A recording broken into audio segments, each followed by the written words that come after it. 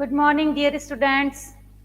संस्कृत शिक्षक संबंधी जितनी भी भर्ती परीक्षाएं हैं, उन भर्ती परीक्षाओं में वैदिक साहित्य का सिलेबस रहता है और वैदिक साहित्य में सूक्त का कोई एक टॉपिक अवश्य रूप से रहता है।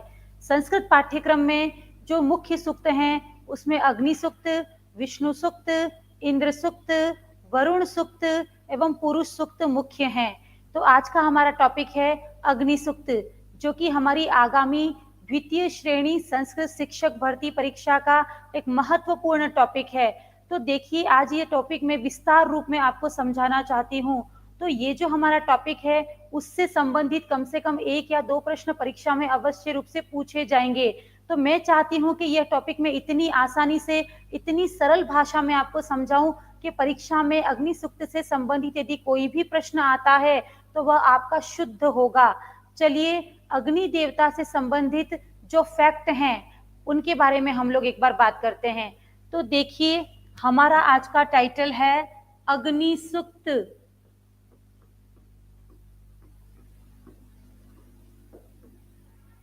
देखिए, अग्नि सूक्त के बारे में क्या फैक्ट है उनके बारे में हम लोग एक बार बात करेंगे। अग्नि सूक्त जो है वो ऋग्वेद का, अग्नि सूक्त जो है वो ऋग्वेद का प्रथम मंडल का प्रथम सूक्त है। और ऐसा ही नहीं, संपूर्ण विश्व साहित्य का या संपूर्ण वैदिक साहित्य का भी प्रथम सूक्त अग्नि सूक्त ही होगा। अतः इसका स्थान ऋग्वेद के प्रथम मंडल का प्रथम सूक्त कहा गया है। तो परीक्षा में हमसे पूछा जाता है कि अग्निदेव का स्थान कौन सा है, तो यह प्रथम मंडल का प्रथम सूक्त होगा। दूसरा महत्वपूर्ण बिंदु है कि ये जो अग्नि सूक्त है ये ऋग्वेद में के कितने सूक्तों में इसकी स्तुति की जाती है, तो संपूर्ण ऋग्वेद में कुल 1028 सूक्त हैं। इन 1028 सूक्तों में से संपूर्ण 200 सूक्तों में अग्नि की स्तुति की जाती है। फिर से सुनेंगे, संपूर्ण ऋग्वेद में 1028 सूक्त हैं और उन 1028 सूक्तों में से कुल 200 सूक्तों में अग्नि की स्तुति की जाती है। अतः महत्व की दृष्टि से अग्नि का ऋग्वेद में द्वितीय स्थान है। तो देखिए, प्रथम स्थान किसका होगा? कुल 1028 सूक्तों में से 250 सूक्तों में इंद्र देवता की स्तुति की जाती है, जो कि अग्नि से 50 सूक्त ज्यादा है। अतः इंद्र का स्थान ऋग्वेद में प्रथम स्थान पर होगा। फिर से सुनेंगे, संपूर्ण ऋग्वेद में 1028 सूक्त हैं। इन 1028 सूक्तों में से अग्नि को तो 200 सूक्त एवं इंद्र देवता को 250 सूक्त समर्पित हैं। अतः महत्व की दृष्टि से इंद्र प्रथम स्थान पर है, जबकि अग्नि द्वितीय स्थान पर है। देखिए, परीक्षा में कई बार हमसे ऐसा भी पूछा जाता है कि संपूर्ण ऋग्वेद का चतुर्थांश किस देवता को समर्पित है। तो देखिए, 1028 अर्थात 1000 में से 250 सूक्त यदि इंद्र को समर्पित हैं, तो संपूर्ण ऋग्वेद का चतुर्थांश हमारे इंद्र देवता को समर्पित है, जबकि अग्नि को पंचमांश समर्पित है। यानी 1000 का 5वां भाग अग्नि देवता की स्तुति में गाया जाता है। इसके बाद हम देखेंगे तीसरा फैक्ट। तीसरा फैक्ट हमारा है कि ये जो अग्नि देवता है ये पृथ्वी स्थानीय देवता है। ध्यान दीजिएगा, कई बार परीक्षा में पूछा गया है कि अग्नि कौन सा स्थानीय देवता है, तो अग्नि हमारा पृथ्वी स्थानीय देवता है। इसके साथ ही हम याद करेंगे कि और कौन पृथ्वी स्थानीय देवता है, तो आपको याद रखना है कि सोम देवता एवं बृहस्पति देवता ये दोनों भी पृथ्वी स्थानीय देवता स्वीकार किए गए हैं। इस प्रकार कुल पृथ्वी स्थानीय देवता 3 हैं: अग्नि सूक्त अर्थात अग्नि देवता, सोम देवता एवं बृहस्पति देवता। ये जो अग्नि सूक्त है इसके 1.1 में कुल 9 मंत्र हैं। ध्यान दीजिएगा, कई बार परीक्षा में पूछा गया है कि अग्नि सूक्त के 1.1 में कुल कितने मंत्र हैं, तो आपको याद रखना है कि अग्नि सूक्त के 1.1 में कुल मंत्रों की संख्या 9 है। एवं ये जो नव मंत्र हैं ये किस छंद में निबद्ध हैं, तो आपको याद रखना है कि ये 9 मंत्र गायत्री छंद में निबद्ध हैं। अब देखिए, गायत्री छंद क्या है इसके बारे में भी चर्चा कर लेते हैं। ये जो गायत्री छंद है ये ऋग्वेद का एकमात्र त्रिपाद युक्त छंद है। देखिए सामान्यतया किसी भी छंद में या किसी भी श्लोक में 4 चरण होते हैं, जैसे कि त्वमेव माता च पिता त्वमेव, त्वमेव बंधु च सखा त्वमेव, इस प्रकार 4 चरण हुए। किंतु जो अग्नि देवता है या जो गायत्री मंत्र है उसमें सामान्यतया 3 चरण ही होते हैं, अतः गायत्री छंद को त्रिपाद युक्त छंद कहा जाता है। देखिए गायत्री छंद के प्रत्येक चरण में 8 वर्ण होते हैं एवं इसके कुल चरण 3 हैं, अतः गायत्री छंद की कुल वर्ण संख्या कितनी है? तो आपका सही उत्तर हो जाएगा गायत्री छंद की कुल वर्ण संख्या 24 स्वीकार की गई है। देखिए फिर से एक बार बात करेंगे हम लोग। हमारा टॉपिक था अग्नि सूक्त। अग्नि सूक्त ऋग्वेद के प्रथम मंडल का प्रथम सूक्त है, अर्थात यह संपूर्ण वैदिक साहित्य का या ऋग्वेद का प्रथम सूक्त स्वीकार किया गया है। 1028 सूक्तों में से अग्नि को 200 सूक्त समर्पित हैं, अर्थात अग्नि देवता की स्तुति ऋग्वेद के 200 सूक्तों में की गई है, अतः महत्व की दृष्टि से यह इंद्र के पश्चात द्वितीय स्थान पर आता है। फिर हमने बात की थी कि अग्नि देवता पृथ्वी स्थानीय देवता है, इसके साथ ही 2 अन्य देवता भी पृथ्वी स्थानीय हैं, जिनके बारे में हमने बात की थी कि सोम देवता एवं बृहस्पति देवता भी पृथ्वी स्थानीय देवता स्वीकार किए गए हैं। इसके साथ ही हम बात कर रहे थे कि ऋग्वेद के 1.1 में कुल 9 मंत्र हैं और ये जो 9 मंत्र हैं वह गायत्री छंद में निबद्ध हैं। अब देखिए गायत्री छंद के बारे में भी हमसे प्रश्न पूछा जाता है, तो जो गायत्री छंद है वह सामान्यतया त्रिपाद युक्त छंद है, अतः इसमें 3 ही चरण होते हैं और प्रत्येक चरण में 8 वर्ण होते हैं, अतः गायत्री छंद में कुल वर्णों की संख्या हो जाएगी 24। इसी प्रकार हम आगे देखेंगे कि ये जो अग्नि देवता है इसके ऋषि कौन हैं। अग्नि देवता के ऋषि हैं मधुच्छंदा, मधुच्छंदा विश्वामित्र। तो देखिए कई बार एग्जाम में मधुच्छंदा भी आता है और कई बार एग्जाम में केवल विश्वामित्र भी आता है, तो मैं आपको सूचित कर दूं कि विश्वामित्र ऋषि के पुत्र का ही नाम मधुच्छंदा है, तो इसके ऋषि हो जाएंगे मधुच्छंदा विश्वामित्र। इस अग्नि सूक्त में बहुत ही महत्वपूर्ण कथन है कि इस अग्नि सूक्त का प्रिय भोजन या अग्नि सूक्त का प्रिय पेय पदार्थ घृत है। घृत का तात्पर्य है घी, अर्थात घृत से संबंधित जितने भी विशेषण हैं वो भी अग्नि देवता को ही समर्पित हैं। जैसे कि यदि परीक्षा में पूछा जाए कि घृत पृष्ठ, घृत मुख, घृत चक्षु इत्यादि किसके विशेषण हैं, तो आपको याद रखना है कि घृत से संबंधित जितने भी विशेषण होंगे वो एकमात्र अग्नि देवता को ही समर्पित होंगे, चाहे वो घृत पृष्ठ हो, घृत मुह हो, घृत चक्षु हो, घृत लोम हो, घृत पृष्ठ हो, अर्थात घृत से संबंधित सभी विशेषण केवल अग्नि देवता को ही समर्पित होंगे। देखते हैं अग्नि देवता के अन्य विशेषण कौन से हैं। परीक्षा में अग्नि देवता के विशेषणों से संबंधित प्रश्न अवश्य रूप से पूछा जाता है। तो देखिए अग्नि को कहा जाता है होता, अर्थात सभी देवताओं को यज्ञ में बुलाकर लाने वाला देवता। नेता, पुरोहित, ऋत्विज, कवि कृतु,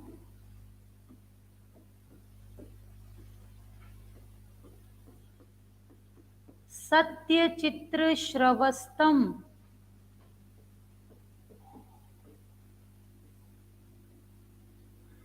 अमृतस्य गोपा।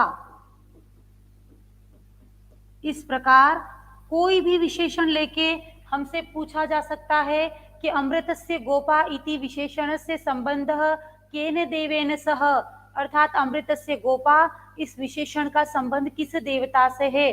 तो परीक्षा में होता, नेता, पुरोहित, ऋत्विक, कवि कृतु, सत्य चित्र श्रवस्तम अमृतस्य गोपा एवं यज्ञस्य देवः। इस प्रकार के विशेषण बहुत ही महत्वपूर्ण रहते हैं। चलिए इसके आगे देखते हैं। अग्नि देवता से संबंधित एक महत्वपूर्ण कथन यह भी है कि अग्नि देवता को तो प्राचीन अंगिरा ऋषि द्वारा स्तुति किया गया है। यदि परीक्षा में पूछा जाए कि अंगिरा ऋषि के उपास्य देव कौन है, तो आपका सही उत्तर हो जाएगा कि अंगिरा ऋषि के उपास्य देव या अंगिरा ऋषि के जनक तो कौन है, अग्नि देवता हैं। देखिए यहाँ एक बहुत ही महत्वपूर्ण विशेषण है कवि क्रतु।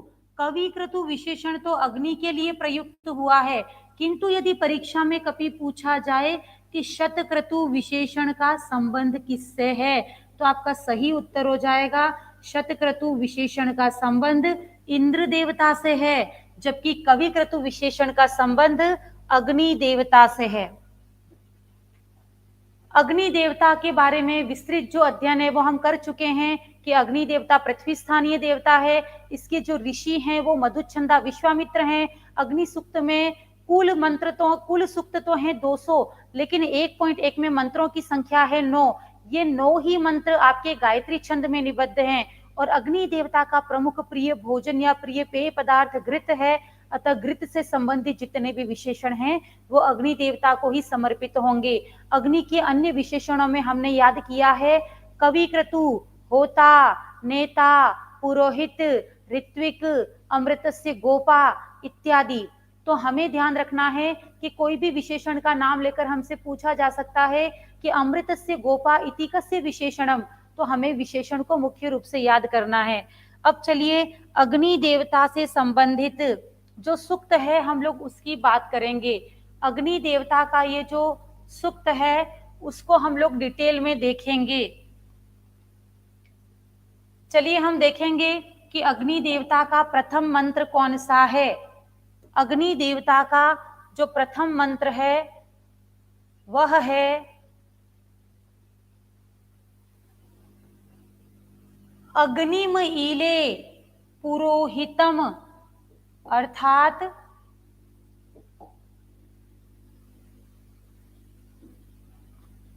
अग्निम अर्थात हे अग्नि देवता, ईले अर्थात मैं आपकी उपासना करता हूँ।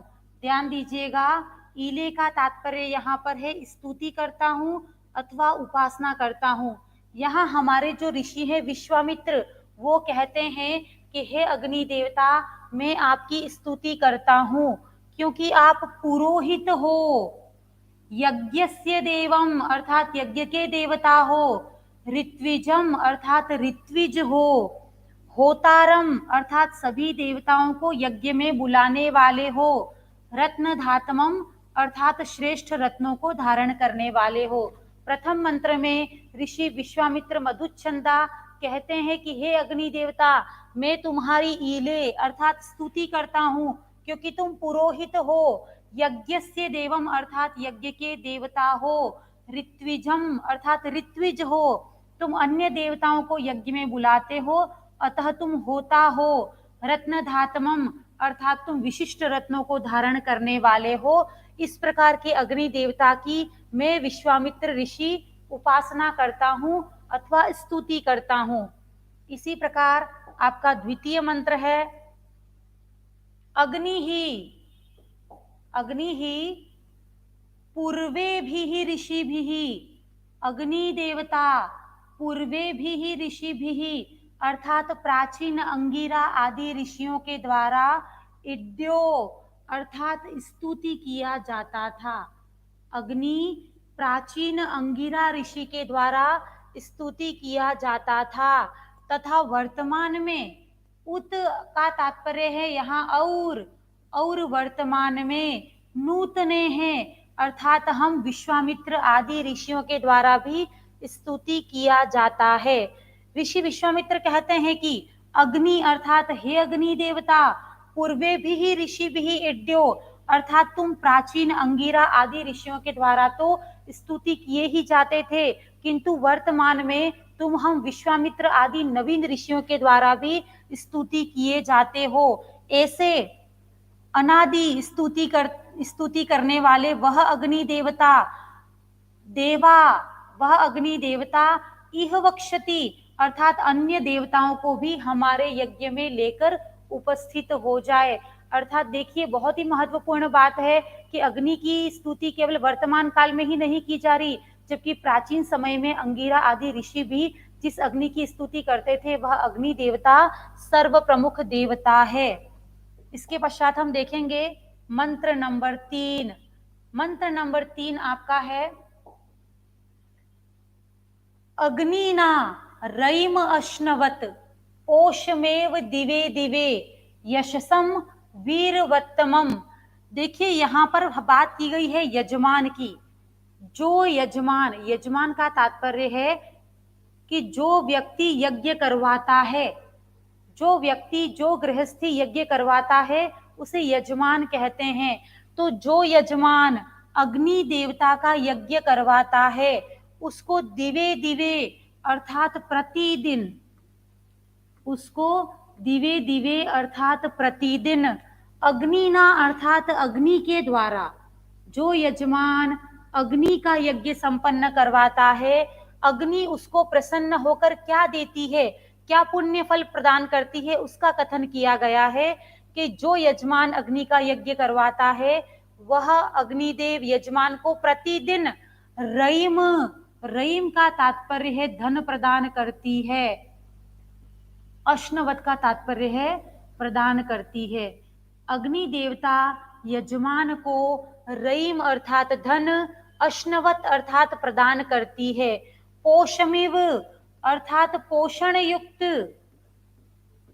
पोषमिव का तात्पर्य है पोषण युक्त अन्न प्रदान करती है, तथा यशसम अर्थात यशस्वी, वीरवत्तम अर्थात वीर पुत्र प्रदान करती है।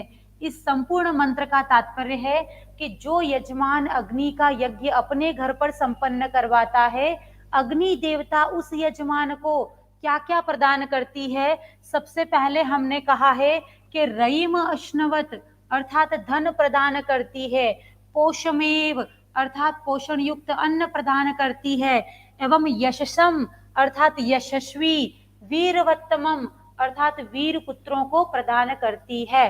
तो यह अग्नि देवता निसंदेह यजमान को पूर्ण रूपेण प्रसन्नता एवं उत्तम फल प्रदान करती है। नेक्स्ट है आपका मंत्र नंबर 4।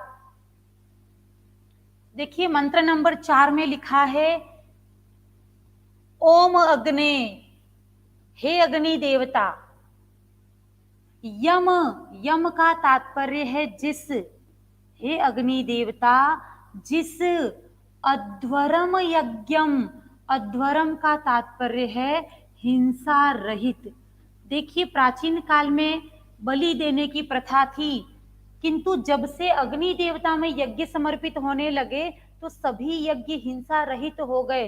तो यहाँ पर कहा गया है कि हे अग्नि देवता, जिस हिंसा रहित यज्ञ को, यज्ञम अध्वरम अर्थात जिस हिंसा रहित यज्ञ को विश्वतः अर्थात चारों ओर से, जिस हिंसा रहित यज्ञ को आप चारों ओर से परिभू असी अर्थात प्राप्त कर रहे हो, जिस हिंसा रहित यज्ञ को आप चारों ओर से प्राप्त कर रहे हो, ऐसे ही हिंसा रहित यज्ञ देवेशु गच्छति अर्थात अन्य देवताओं को भी प्राप्त हो।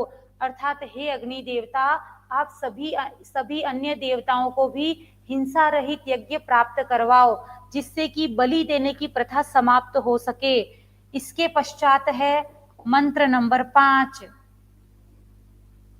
मंत्र नंबर 5 में कहा गया है, ओम अग्नि होता। अग्नि के विशेषण दिए गए हैं कि अग्नि होता है। होता का तात्पर्य है अन्य देवताओं को यज्ञ में बुलाकर लाने वाला देवता। इसके पश्चात लिखा है कवि क्रतु। कवि क्रतु का तात्पर्य है भूत एवं भविष्य का दृष्टा, भूत एवं भविष्य का दृष्टा। यह अग्नि देवता तो होता है एवं कवि क्रतु अर्थात भूतकाल एवं भविष्य काल का दृष्टा है। चित्र श्रवस्तम अर्थात अनेक प्रकार की कीर्ति से युक्त है, ध्यान दीजिएगा, अनेक प्रकार की कीर्ति से युक्त है।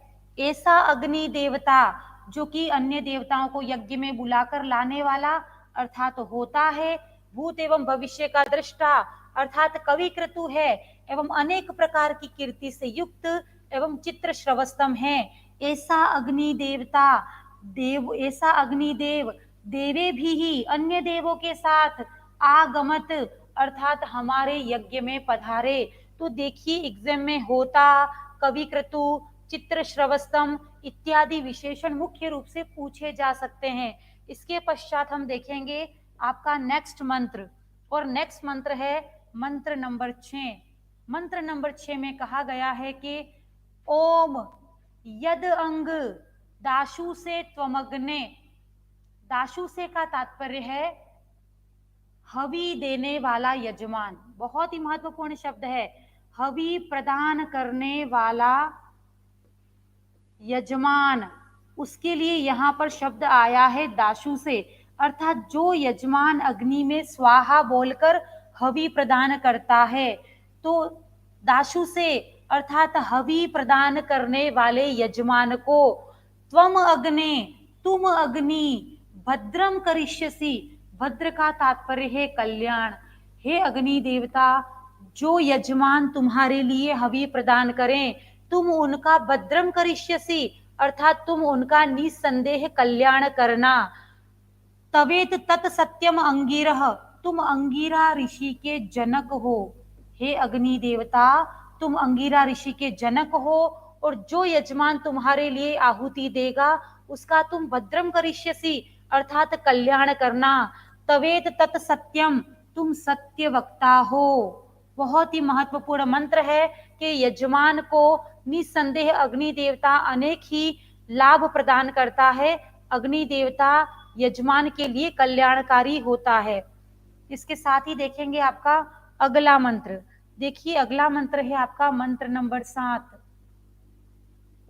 ओम उपत्वा अग्ने दिवे दिवे दोषावस्तर धिया वयम न मनोभरंत एमसी। देखिए यहाँ पर कहा गया है कि वयम, वयम अर्थात हम सब, जितने भी यज्ञ करने वाले या यजमान हैं, हम सब यजमान, यहाँ पर कहा गया है कि हम सभी अर्थात हम सभी यजमान एवं अग्नि की स्तुति करने वाले सभी व्यक्ति। दिवे दिवे, दिवे दिवे का तात्पर्य है प्रतिदिन, दिवे दिवे का तात्पर्य है प्रतिदिन। दोषावस्त का तात्पर्य है रात दिन। नेट की परीक्षा में दोषावस्त का तात्पर्य पूछा गया था। यहाँ यजमान कहता है, यहाँ ऋषि कहते हैं कि वयम अर्थात हम सभी यजमान, हम सभी ऋषि या हम सभी व्यक्ति जो कि अग्नि की स्तुति करते हैं, हम प्रतिदिन एवं रात दिन धिया अर्थात उत्तम बुद्धि वाले होकर, हम प्रतिदिन एवं रात दिन उत्तम बुद्धि वाले होकर अर्थात हम उत्तम बुद्धि को प्राप्त करें, और नमो भरंतम एमसी अर्थात नमस्कार करते हुए एमसी अर्थात तुम्हारे पास आए। बहुत ही सुंदर मंत्र है। यहाँ पर सभी व्यक्ति कहते हैं कि हम प्रतिदिन और दिन रात तुम्हारी उपासना करके उत्तम बुद्धि को प्राप्त करें, एवं उत्तम बुद्धि को प्राप्त करने के पश्चात नमस्कार करते हुए उप त्वाम अग्ने, हे अग्नि हम त्वाम उप तुम्हारे समीप, उप का तात्पर्य है समीप, हम तुम्हारे समीप आए और हमारी बुद्धि विकसित हो, हमारी बुद्धि उत्तम हो, और नमस्कार करते हुए हम प्रतिदिन और दिन रात आपसे आशीर्वाद को प्राप्त करें। इसके पश्चात नेक्स्ट मंत्र है आपका मंत्र नंबर 8। राजंतम अध्वराणाम गोपामृतस्य दिदिविम वर्धमानम स्वेदमे। अग्नि देवता के लिए कहा गया है कि यह अग्नि देवता नित्य प्रकाशित देवता है। राजंतम अर्थात प्रकाशिल या प्रकाशित देवता है, यह उज्ज्वलता से संबंधित देवता है। अध्वराणाम गोपा, यह तो हिंसा रहित यज्ञ का यह देवता तो हिंसा रहित यज्ञ का गोपा अर्थात रक्षक है। अग्नि देवता के लिए कहा गया है कि हे अग्नि देवता, तुम नित्य प्रकाशमान देवता हो, तुम सदैव प्रकाशित रहते हो और तुम हिंसा रहित यज्ञ के रक्षक हो। अमृतस्य, अमरता के देवता हो। दिदिविम अर्थात पुनः पुनः प्रकाशित देवता। दिदिविम का तात्पर्य है पुनः पुनः प्रकाशित देवता हो। हे अग्नि देवता, तुम प्रकाशित देवता हो, तुम हिंसा रहित यज्ञ के रक्षक हो और स्वे दमे, अपनी यज्ञशाला में, दमे का तात्पर्य है यज्ञशाला। हे अग्नि देवता, तुम अपनी यज्ञशाला में दिदिविम अर्थात पुनः पुनः प्रकाशित रहो और वर्धमानम अर्थात वृद्धि को प्राप्त करो। हे अग्नि देवता, तुम्हारा अत्यधिक विस्तार हो। पुनः सुनेंगे, हे अग्नि देवता, तुम राजन्त्वम अर्थात प्रकाशित देवता हो। अद्वाराणाम गोपा, हिंसा रहित यज्ञ के रक्षक हो। दिदिविम अर्थात तुम पुनः पुनः स्वे दमे, स्वे का तात्पर्य है अपनी, दमे का तात्पर्य है यज्ञशाला में, वर्धमानम अर्थात वृद्धि को प्राप्त करो।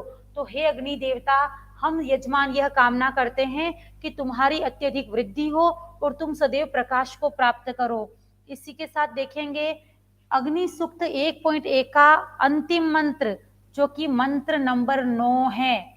देखिए मंत्र नंबर 9 में लिखा हुआ है कि स अर्थात वह अग्नि देवता, स अर्थात वह अग्नि देवता, नह, नह अर्थात हम सब के लिए, वह अग्नि देवता हम सब के लिए, पितेव अर्थात पिता के समान है, वह अग्नि देवता हम सब के लिए पिता के समान है।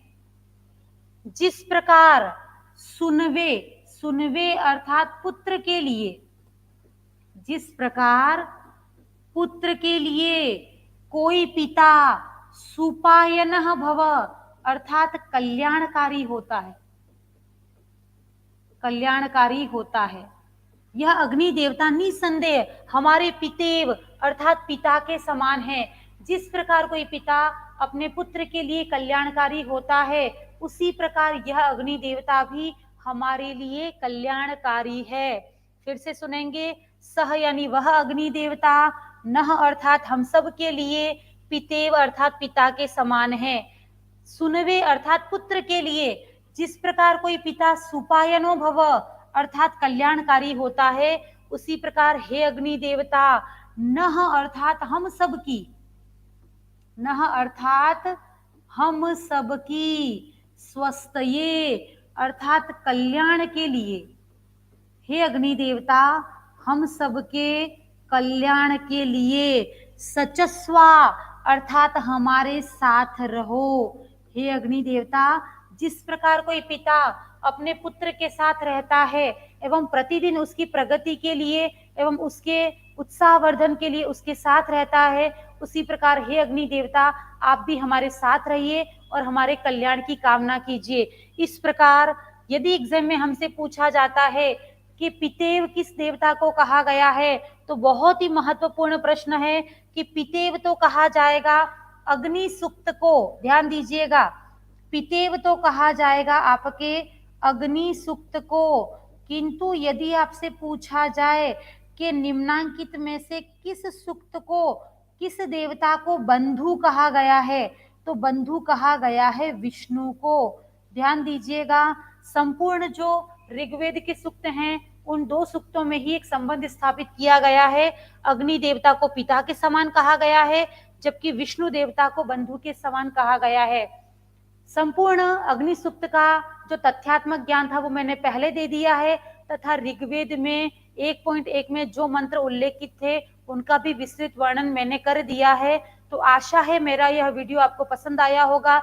इसी प्रकार अग्नि देवता से संबंधित अन्य मंत्रों को देखने के लिए डाउनलोड करें डॉक्टर भावना शर्मा संस्कृत क्लासेस नामक ऐप। चलिए मिलते हैं नेक्स्ट वीडियो में। तब तक के लिए बहुत बहुत धन्यवाद। जयतु संस्कृतम।